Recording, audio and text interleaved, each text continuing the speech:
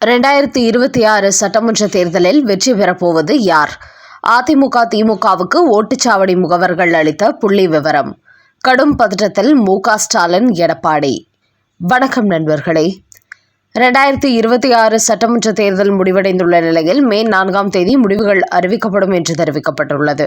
என்றாலும் தற்போது தேர்தலுக்கு பிந்தைய சில கருத்து கணிப்புகள் வெளியாகி வரும் நிலையில் மு.க. ஸ்டாலின் மற்றும் எடப்பாடி பழனிசாமி ஆகியோர் இந்த தேர்தலில் யாருக்கு அதிகமான ஓட்டுகள் பதிவாகி உள்ளது என்பதை வாக்குச்சாவடி முகவர்களிடத்தில் தீவிரமாக ஆலோசித்து வருவதாக தகவல்கள் வெளியாகியுள்ளன. அந்த வகையில் மு.க. ஸ்டாலின் திமுக ஆதரவு வாக்குச்சாவடி முகவர்கள் சிலரை அழைத்து அறிவாலயத்தில் வைத்து ஆலோசனை நடத்தியிருக்கிறார். அப்போது அவர்கள் இதுவரை இல்லாத அளவுக்கு இந்த முறை 85% ஓட்டுகள் பதிவாகி இருப்பது வழக்கமான முடிவுகளிலிருந்து மாறுபட்ட முடிவை கொடுத்துவிடுமோ என்று அனைவருக்கும் சந்தேகத்தை ஏற்படுத்தியுள்ளது. ஆனால் கடந்த 2021 சட்டமன்ற தேர்தலின் போது கொரோனா காலகட்டமாக இருந்தது. அப்போது 4.62 கோடி பேர் வாக்களித்தார்கள். ஆனால் இந்த முறை கடந்த தேர்தலை விட 5% மட்டுமே அதிகமாக வாக்களித்திருக்கிறார்கள். அதோடு எஸ்ஐஆர் என்கிற வாக்காளர் பட்டியல் திருத்தம் காரணமாக மட்டுமின்றி விஜயின் அரசியல் வருகை கூட இந்த 5% அதிகரித்திருப்பதற்கு காரணமாக இருக்கலாம். அதோடு விஜய்க்கு பெரிய அளவில் ஆதரவு இருந்திருந்தால் இந்த தேர்தலில் 92% மேல் ஓட்டுப்பதிவு நடந்திருக்கும். அதோடு அதிமுகவின் ஓட்டுகளை விஜய் தன் பக்கம் இழுத்திருக்கிறார் என்று கூறியுள்ள திமுகவின் ஆதரவு வாக்குச்சாவடி முகவர்கள் இந்த முறை திமுக 150க்கும் அதிகமான தொகுதிகளில் வெற்றி பெறும் என்று மு.க. ஸ்டாலினுக்கு ஒரு தகவலை கொடுத்து அவரை உற்சாகப்படுத்தியுள்ளார்களாம். அதேபோல் அதிமுக பொதுச் செயலாளர் எடப்பாடி பழனிசாமியும் சில முக்கிய வாக்குச்சாவடி முகவர்களை அழைத்து ஆலோசனை நடத்தியிருக்கிறார். அப்போது அவர்கள் கடந்த தேர்தலில் திமுகவுக்கு வாக்களித்த கிறிஸ்தவர்கள், பட்டியலினத்தவர்கள், இளைஞர்கள், பெண்கள் என பலர் இந்த முறை தங்களது ஓட்டுகளை மாற்றி போட்டுள்ளார்கள். அது மட்டுமின்றி திமுகவுக்கு செல்வாக்கு உள்ள பல முக்கிய நகரங்களில் விஜயின் தமிழக வெற்றிக் கழகம் அவர்களின் வாக்கு வங்கியை சிதற வைத்திருக்கிறது. அதனால் நகரங்களில் இரட்டை இலக்கத்தில் திமுக ஓட்டுகளை பிரியும் போது அது அக்கட்சிக்கு தோல்வியை தான் ஏற்படுத்தும். ஆனால் இன்னொரு முக்கிய கட்சியாக இருக்கும் அதிமுக பாஜக கூட்டணிக்கு அது வெற்றி வாய்ப்பை கொடுக்கும். இந்த அடிப்படையில் பார்த்தால் பெரும்பாலான தொகுதிகளில் திமுகவின் ஓட்டு வங்கியை விஜய் சிதறடித்திருப்பது தேசிய ஜனநாயக கூட்டணிக்கு வெற்றி வாய்ப்பை அதிகரித்துள்ளது என்று எடப்பாடி பழனிசாமிக்கு ஓட்டுச்சாவடி முகவர்கள் சில புள்ளி விவரங்களை கொடுத்துள்ளார்களாம். அதனால் இந்த முறை திமுக நினைப்பது போன்று அவர்களால் வெற்றி பெறுவதற்கு வாய்ப்பில்லை என்பது தெரிகிறது. இப்படி திமுக, அதிமுக என்கிற இரண்டு தரப்பும் வாக்குச்சாவடி முகவர்களை அழைத்து ஆலோசனை நடத்தினாலும் மே 4ஆம் தேதி வெளியாகும் முடிவுகள் தான் உறுதியானதாக இருக்கும். அதனால் உண்மையான தேர்தல் முடிவுகளை தெரிந்து கொள்ள அதுவரைக்கும் பொறுத்திருப்போம். அடுத்த செய்தி. திமுக தோல்வியடைந்தால் இவர்தான் காரணம். தோல்வியை திசை திருப்ப மு.க. ஸ்டாலின் போட்ட திட்டம். லோக்சபாவில் 73 எம்பிகள் கொடுத்த திடீர் நோட்டீஸ்.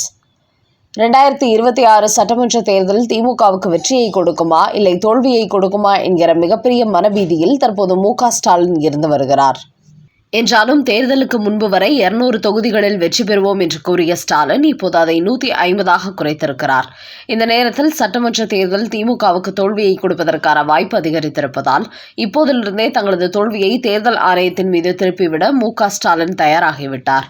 அதன் முழு கட்டமாக காங்கிரஸ், திரிணாமுல் காங்கிரஸ் போன்ற கட்சியுடன் சேர்ந்து கொண்டு ஏற்றி மக்களவையில் தலைமை தேர்தல் கமிஷனர் ஞானேஷ்குமாரை பதவி நீக்கம் செய்ய கோரி காங்கிரஸ், திமுக மற்றும் திரிணாமுல் காங்கிரஸ் கட்சிகளின் 73 எம்பிகள் நோட்டீஸை ராஜ்யசபாவில் கொடுத்துள்ளார்கள். அந்த நோட்டீஸில் இந்திய தேர்தல் நடத்தை விதிகள் அமல்படுத்தக்கூடிய தலைமை தேர்தல் கமிஷன் ஞானேஷ்குமார் ஒருதலைபட்சமாக செயல்பட்டு வருகிறார். அதனால் அவரை பதவி நீக்கம் செய்ய வேண்டும் என்று ராஜ்யசபா பொதுச் செயலாளர் இடம் அந்த நோட்டீஸ் கொடுத்துள்ளார்கள். ஆனால் ஏற்கனவே இதுபோன்ற தலைமை தேர்தல் கமிஷனரை பதவி நீக்கம் செய்ய வேண்டும் என்று லோக்சபா மற்றும் ராஜ்யசபாவில் எதிர்க்கட்சி எம்பிகள் தாக்கல் செய்த மசோதாவை சபாநாயகர் ஓம் பிர்லா மற்றும் துணை ஜனாதிபதி சி.பி. ராதாகிருஷ்ணன் ஆகியோர் நிராகரித்தார்கள் என்பது குறிப்பிடத்தக்கது. இந்த நிலையில் தற்போது தமிழ்நாடு மற்றும் மேற்கு வங்காளத்தில் சட்டமன்ற தேர்தல் நடைபெற்றுள்ள நிலையில் இந்த தேர்தலில் மு.க. ஸ்டாலின் மற்றும் மம்தா பானர்ஜி ஆகியோர் தோல்வியடைந்தால் இந்த தோல்விக்கு ஒரு காரணம் சொல்ல வேண்டுமே என்பதற்காக தற்போதைய தலைமை தேர்தல் கமிஷனர் ஞானேஷ்குமாருக்கு எதிராக இந்த நோட்டீஸை கொடுத்துள்ளார்கள். அதாவது தாங்கள் தேர்தலில் தோல்வியடைந்தால் அவர் ஒருதலைபட்சமாக செயல்பட்டார். எஸ்ஐஆர் நடவடிக்கை மூலம் தங்களுக்கு ஆதரவாக வாக்களிக்கும் சிறுபான்மையின மக்களின் பெயர்களை திட்டமிட்டே வாக்காளர் பட்டியலிலிருந்து நீக்கிவிட்டார். பாஜகவை வெற்றியடைய செய்ய திட்டமிட்டு வருகிறார். அதனால்தான் எங்களுக்கு இந்த தோல்வி ஏற்பட்டது என்று அவர் மீது பழியை திருப்பிவிட்ட மு.க. ஸ்டாலினும் மம்தா பானர்ஜியும் தயாராகிவிட்டார்கள் என்பதையே இந்த நோட்டீஸ் விவகாரம் உறுதிப்படுத்துகிறது. அடுத்த செய்தி. விஜயை தோற்கடிக்க நள்ளிரவில் கதவை மூடிக்கொண்டு கள்ள ஓட்டு போட்ட திமுகவினர். திருச்சி கிழக்கில் நடந்த பரபரப்பு சம்பவம். 2026 சட்டமன்ற தேர்தலில் விஜயை ஒரு தொகுதியில் கூட வெற்றி பெறவிடக் கூடாது என்பதில் திமுக உறுதியாக உள்ளது. விஜய் வெற்றி பெற்று சட்டசபைக்கு வந்துவிட்டால் அது எதிர்காலத்தில் உதயநிதிக்கு பெரிய சிக்கலை ஏற்படுத்தும் என்று நினைக்கிறார் மு.க.ஸ்டாலின். அதனால்தான் மேடைகளில் பேசும்போது இந்த தேர்தல் தமிழ்நாட்டுக்கும் டெல்லிக்கும் இடையிலான தேர்தல் என்று சொல்லிக்கொண்டு இன்னொரு பக்கம் விஜயை வெற்றி பெற விடவே கூடாது என்று திமுக சதித்திட்டம் தீட்டி வந்தது. குறிப்பாக சிறுபான்மையின ஓட்டுகள் விஜய் தன் பக்கம் இழுத்துவிடக் கூடாது என்பதற்காக கடைசி நேரத்தில் கிறிஸ்துவ மிஷனரிகளை சேர்ந்த பாதிரியர்களை அழைத்து ஒரு மீட்டிங் போட்டார் மு.க.ஸ்டாலின். அப்போது மீண்டும் திமுக வெற்றி பெற்றால் நீங்கள் நினைத்த இடத்தில் சர்ச்சு கட்டலாம், வெளிநாட்டிலிருந்து வரும் பணத்துக்கு எந்த கணக்கும் காட்ட வேண்டாம், அதற்கு திமுக உத்தரவாதம் கொடுக்கிறது என்று சொல்லி பாதிரியர்களுடன் ஒரு டீல் போட்டுள்ளார் மு.க.ஸ்டாலின். அதோடு சென்னையில் உள்ள பெரம்பூர், திருச்சி கிழக்கு தொகுதி என 2 தொகுதிகளில் போட்டியிட்டுள்ளார் விஜய். அந்த வகையில் இந்த 2 தொகுதிகளிலும் விஜய் வெற்றி பெறக்கூடாது என்பதற்காக ஏற்கனவே அந்த தொகுதிகளில் திமுகவின் சிட்டிங் எம்எல்ஏக்களாக இருந்தவர்களையே களமிறக்கினார் ஸ்டாலின்.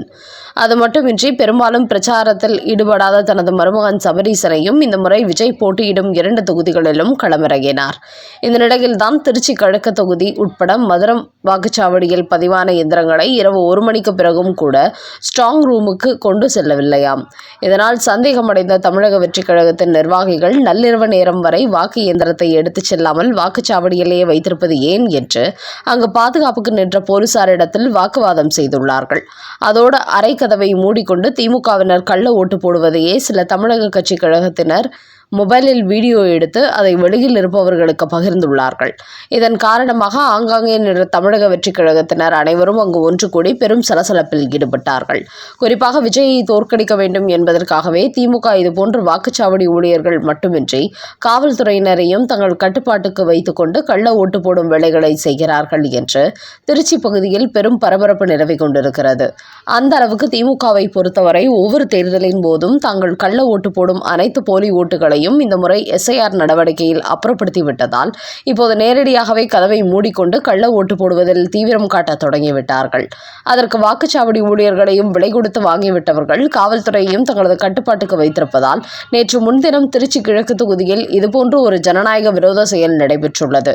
இது மட்டுமின்றி தமிழ்நாடு முழுக்க பல ஏரியாக்களில் வாக்குச்சாவடி ஊழியர்களை தங்கள் வசப்படுத்திக் கொண்டு போலீசாரின் உதவியுடன் திமுகவினர் ஏராளமான கள்ள ஓட்டுகளை போட்டிருப்பதாக பல பகுதியிலிருந்து நேற்றைய தினம் குற்றச்சாட்டுகள் வந்த வண்ணம் உள்ளன. என்றாலும் காவல்துறை அவர்கள் யார் மீது எந்த நடவடிக்கை எடுக்கவில்லை என்பது குறிப்பிடத்தக்கது. இந்தியர்கள் குறித்து சர்ச்சையான கருத்தை வெளியிட்ட அமெரிக்க அதிபராக டொனால்ட் ட்ரம்ப் 2வது முறையாக பதவி ஏற்றதிலிருந்து இந்தியாவுக்கு எதிரான பல்வேறு நடவடிக்கைகளில் ஈடுபட்டு வருகிறார். ஆனால் அவரது இந்த நடவடிக்கை எதிர்த்து அவர் மீது அமெரிக்கா நீதிமன்றத்திலேயே பல வழக்குகள் நடைபெற்று வருகிறது. இந்த நிலையில் சமீபத்தில் அமெரிக்க மண்ணில் பிறப்பதாலேயே வெளிநாட்டு குழந்தைகள் அமெரிக்கர்கள் ஆகிவிட முடியாது, அதனால் வெளிநாட்டு குழந்தைகளுக்கு அமெரிக்கர் என்ற குடியுரிமை வழங்கப்பட மாட்டாது என்று டொனால்ட் ட்ரம்ப் கூறியுள்ளார். இந்த நிலையில் தற்போது டொனால்ட் ட்ரம்ப் வெளியிட்டுள்ள இன்னொரு செய்தியில் 9 மாத கர்ப்பிணிகள் விமானத்தில் ஏறி அமெரிக்காவில் வந்து குழந்தை பெற்று அமெரிக்க குடிமகனாக்குகிறார்கள். அதோடு இந்தியாவிலிருந்தும் சீனாவிலிருந்தும் தங்களது மொத்த குடும்பத்தையும் அமெரிக்காவுக்கு இழுத்து வருகிறார்கள். இதுபோன்ற வெளிநாட்டவரால் அமெரிக்க நிறுவனங்களில் அமெரிக்கர்களின் பிள்ளைகளுக்கு வேலை கிடைப்பது குதிரை கொம்பாகிவிட்டது. இவை அனைத்துமே இந்திய சீனர்களால் ஆக்கிரமிக்கப்பட்டுள்ளது. இதை தடுத்து நிறுத்த வேண்டும் என்றும் அந்த பதிவில் தெரிவித்துள்ளார் டொனால்ட் ட்ரம்ப்.